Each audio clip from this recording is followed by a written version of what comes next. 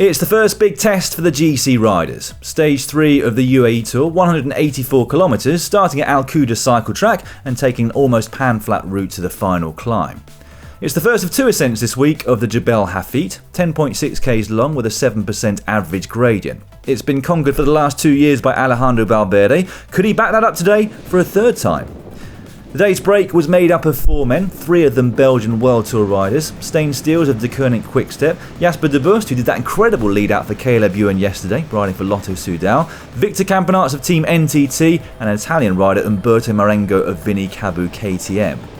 Their maximum gap was a little over 7 minutes, but that had come down to 2 minutes and 45 seconds with 40 k's of the stage remaining. By the foot of the final ascent though, that was just 4 seconds. This stage was all about the Jebel Hafeet, and all the favourites were at the front as they started to climb. Day done for the break then, and day done too for race leader Caleb Ewan, who'll be focusing on tomorrow's sprint. Chris Froome has made his return to competition at the UAE Tour. Great to see him back, although I don't think anybody expects him to be back at full strength just yet. Up front though, fellow Brit Adam Yates of Mitchelton Scott clearly was at full strength and full of confidence too. He launched a huge attack with almost 6 k's of the stage remaining. Alexei Lutsenko of Astana and David Gaudu of Groupama FDJ, the only riders who'd go with him.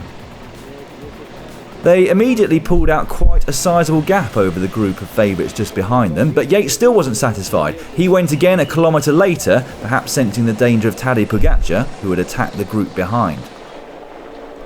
The UAE Team Emirates rider quickly closed the gap to Gaudu and Lutsenko and looked to be on a mission to chase down Yates too. After a brief bit of respite, he was on the attack again. Yates though had other ideas. The gap was holding steady at just under 20 seconds, but that had more than doubled a kilometre later, and this was turning into a climbing demonstration by Yates. By the time he reached the finish line, he had enough time in hand to calmly zip up his jersey and raise his arms aloft to take his first ever win outside of Europe. And what a win it was. It would be over a minute before we saw the next rider, Pogačar, cross the line. UAE Team Emirates had high hopes of winning their home race with this man, but that's going to be a very tall order now. Lutsenko and Gaudu would come to the line 30 seconds later in 3rd and 4th respectively, with Rafael Majka of Bora Hansgrohe having just caught them before the finish, finishing 6th.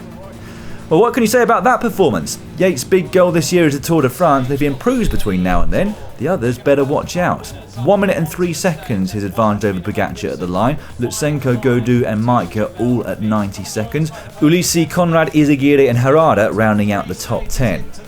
No doubt about our new race leader and red jersey wearer though. Yates, courtesy of the bonus seconds, now has a commanding 1 minute and 7 second lead over Pogačar in the GC. Lutsenko now in 3rd at 1 minute and 35 seconds, Gaudu and Majka both at 1:40. On to tomorrow, and it is basically round 2 of the Sprinters World Championships. 173 kilometres from Zabiel Park to Dubai City Walk, 2 intermediate sprints along the way, but let's face it, this will always be about the final sprint to the line. Ackermann, Ewan, Gaviria, Bennett, Groenewegen, who's your man for the win? I'm going to go for the Dutchman. Find out tomorrow who gets the stage.